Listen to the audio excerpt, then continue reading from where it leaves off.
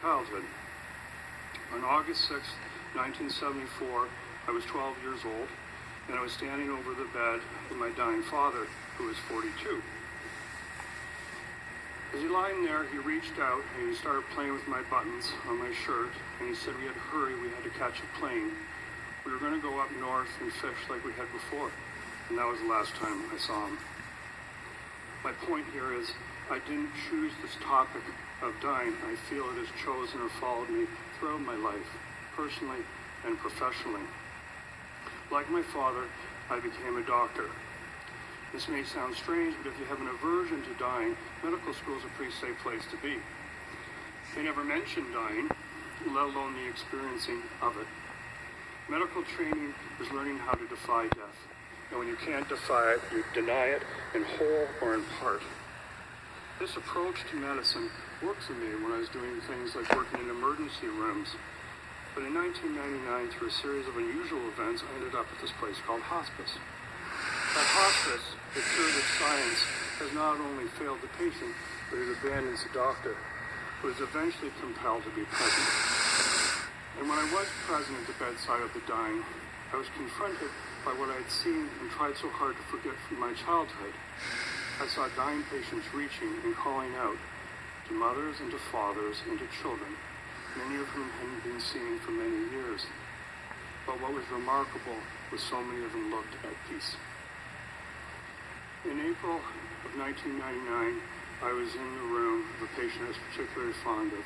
Her name was Mary. She was nearing the end of her life, and her 4 children were also present. One day, Mary starts cradling a baby that nobody can see.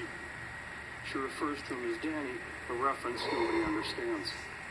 The next day, Mary's sister arrives from out of town and explains that Danny was actually Mary's first child, who was stillborn. The loss was so deep that Mary was unable to speak of it during her life. Yet while dying, this indescribable loss returns to her in some manner of tangible warmth and tangible love. Mary, like so many dying patients, had physical wounds that could not be cured, yet her spiritual wounds were tended to. A few weeks later, I went and saw a young man named Tom. I came out of the nurse's station, and I said, I think Tom has more time if we just gave him some IV antibiotics and some IV fluid. But without so much as looking up, a nurse named Nancy says, nope, he's dying. And I say, why? She says, because he's seen his deceased mother.